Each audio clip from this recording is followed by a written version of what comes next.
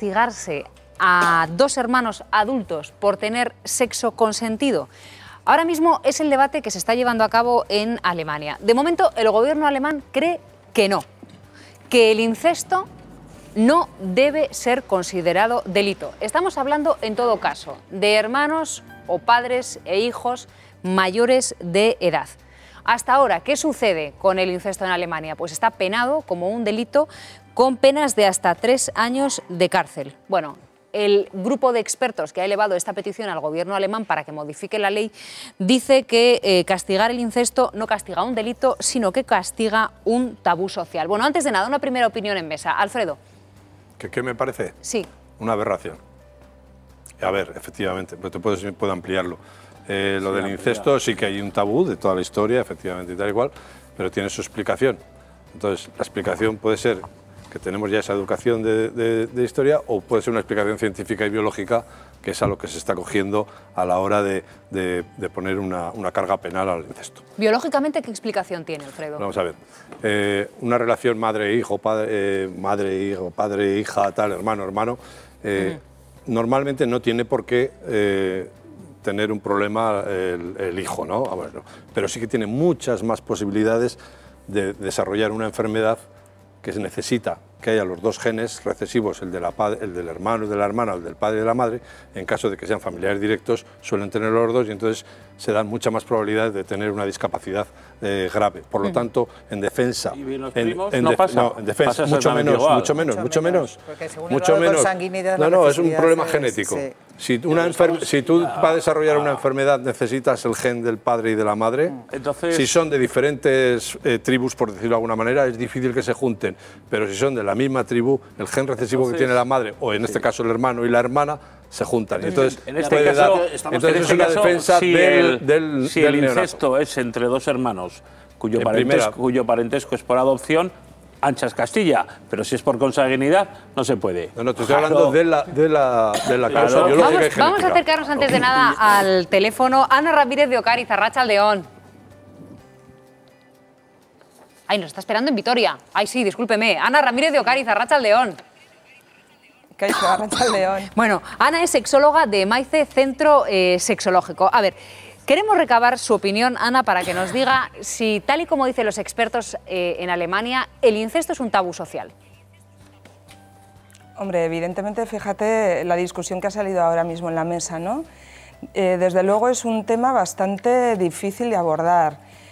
No solo el incesto es un tema tabú, sino que el hablar del incesto ya también es un tema tabú, ¿no? Entonces siempre surgen pues, muchas controversias, evidentemente, sobre qué es el incesto primero, que quizás eso es lo que habría que definir, ¿no? Primero, a ver qué es lo que entendemos. Definámoslo, Ana.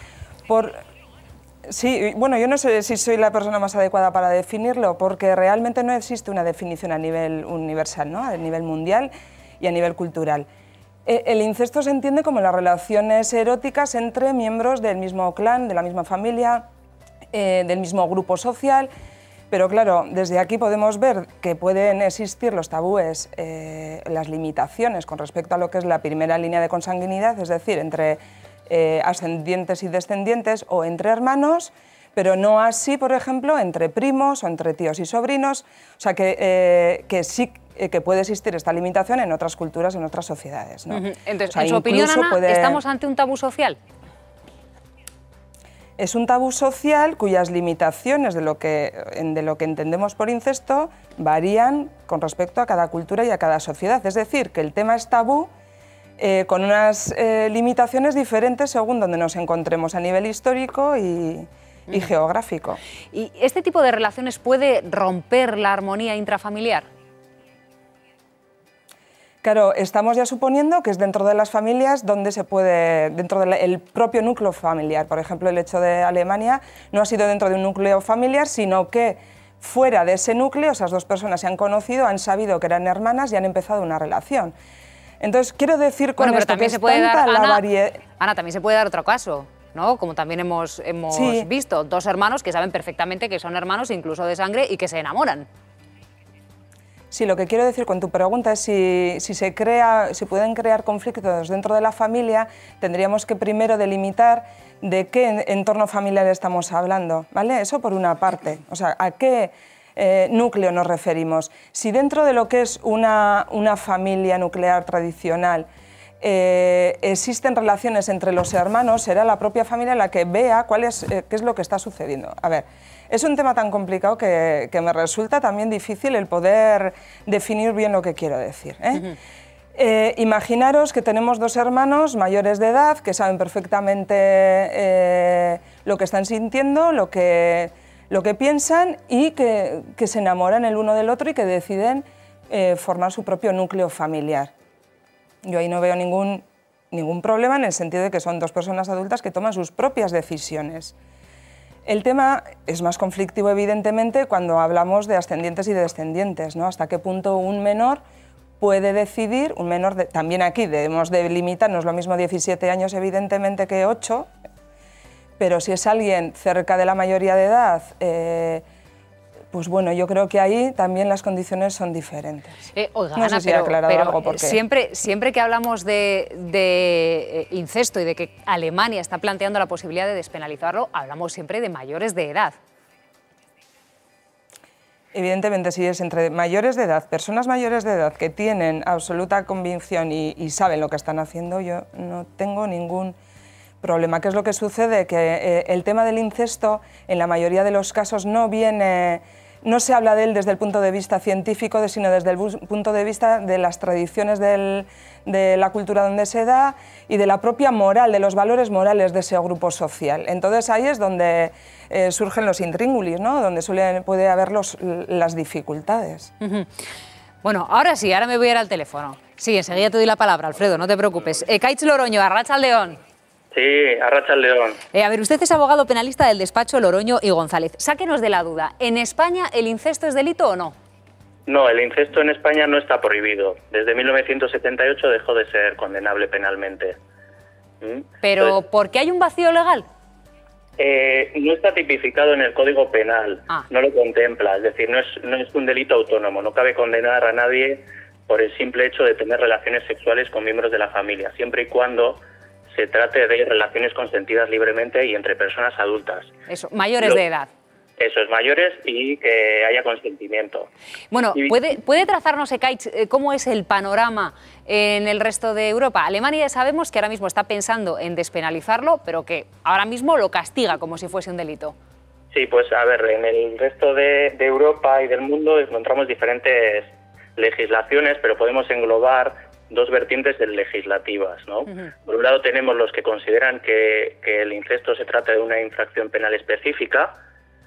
Aquí estarían Alemania, Inglaterra, Italia, Dinamarca, Grecia, Austria, dentro de Europa. Fuera tenemos a México, a Colombia, Ecuador o Chile. En ellos existe una idea, un principio de respeto entre los parientes de la misma sangre en línea recta. Es decir, aquellos que descienden de un tronco común y de los allegados a la familia. Y expresamente se regula imponiendo sanciones de condena de prisión de entre 2 y 3 años de cárcel. En algunos casos también sanción económica. Después hay casos también como el de Canadá, en el que lo definen como un acto criminal y las penas llegan hasta los 14 años de prisión. Frente a esta idea, tenemos el caso de los países que no lo consideran delito en sí mismo, como es el de España, y así en Europa, pues Francia también, Holanda, Portugal o Luxemburgo. Y aquí no consideran que es condenable mantener relaciones incestuosas. Bueno, sí. Adelante, Kaitz, discúlpeme. Sí, otra cosa es que el Código Civil no permita contraer matrimonio, ¿no? Que a lo mejor haya que ir a inscribirlo como una pareja de hecho Pero como pareja de hecho sí se pueden inscribir dos hermanos o un padre y una hija o una madre y un hijo.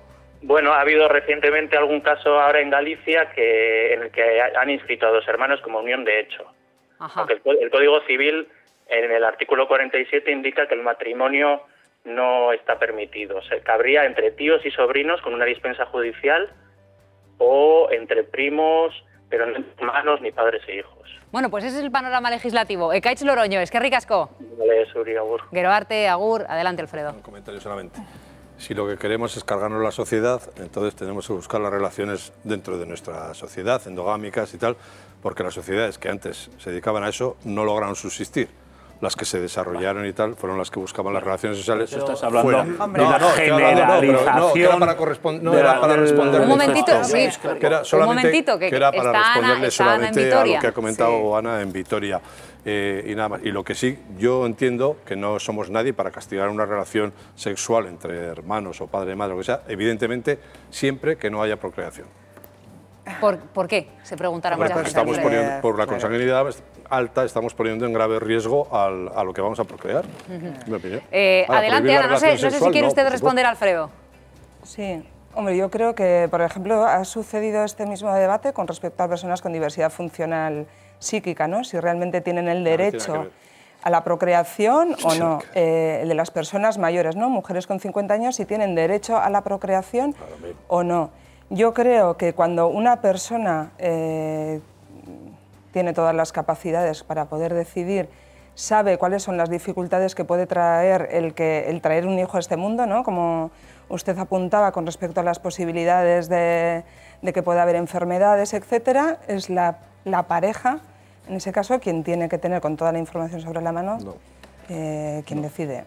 Adelante, Monse. Es que creo que una cosa es la ley y yo puedo estar más de acuerdo con el sistema que tiene España, que no está tipificado directamente, aunque indirectamente sí que esas relaciones pues, suponen agravantes en algunos casos, como de abusos sexuales, etcétera.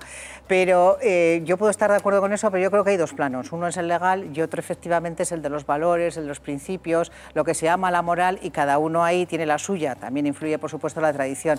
A mí, que le diga, las relaciones, desde luego, entre padres y hijos, a mí personalmente me parecen hasta cierto punto antinaturales, porque aunque las personas sean mayores de edad, quiero decir, una persona que ha vivido, claro, puede haber casos y excepciones en los que no se conocen y tal, bueno, ese sería otro caso, pero lo normal, si vives en el mismo núcleo familiar, yo creo que en esa relación hay una relación de dependencia del hijo al padre o de la hija a la madre. Y en cuanto a la libertad de elección, se me ocurre un caso, o sea, por ejemplo, puede haber dos personas que libremente decidan, pues uno, puede parecer una barbaridad, pero pues se decante por la antropofagia, yo como la carne de una persona muerta y tú me das tu permiso y yo lo acepto y tal, y a mí, pues eso, por mucho que ellos lo decidan libremente y sean mayores de edad y tal, pues que a mí, desde mi moral, es un ejemplo, desde mi moral no me parece bien. Disposición de un derecho que la ley declara indisponible. O sea, yo no puedo disponer de mi vida. El suicidio no es legal, de hecho existía el delito. No, yo no estoy hablando de un suicidio. Y existe el delito. Enrique, no estoy hablando de un suicidio, de una muerte. Yo cuando me muera te doy permiso para tal. Pero quiero decir que no porque tú decidas libremente, está desde mi punto de vista y desde mi moral. Yo creo que por una parte ha quedado claro que no es lo mismo una relación incestuosa con posibilidades de concepción. Yo creo que ese es otro debate, pero yo no creo que en Alemania en estos casos se trate de ello, ¿no? Hombre, una cosa es lo que a mí, según mi cultura, la moral, mi historia me pueda producir, y seguramente aquí digo personalmente nos producirá la misma sensación, pero otra cosa es que se deba penar, y yo desde luego no estoy de acuerdo en que se vea. Pero yo, Alfredo, sí me gustaría decirte que, igual te he entendido mal, ¿no? Porque hoy estoy un poco espesito, pero hombre, yo no creo que por el hecho de que se apoye la despenalización de una serie de relaciones estemos impulsando un tipo de sociedad. Yo creo que... No, yo solamente he dicho que en no se está impulsando en las sociedades sociedad donde era la endogamia era lo normal, como los neandertales, no se pudo desarrollar. Y otras sociedades donde se busca exógenamente, pues entonces sí. Ana Ramírez de Ocariz, es que ricasco, muchas gracias por habernos acompañado. Gerabarte, gracias por habernos atendido en un tema, como usted misma decía, tan complejo. Bueno, antes de marcharnos, una última hora en torno a Teresa Romero, la auxiliar de enfermería infectada por ébola en Madrid. Ella sigue ingresada y aislada en el Hospital Carlos III.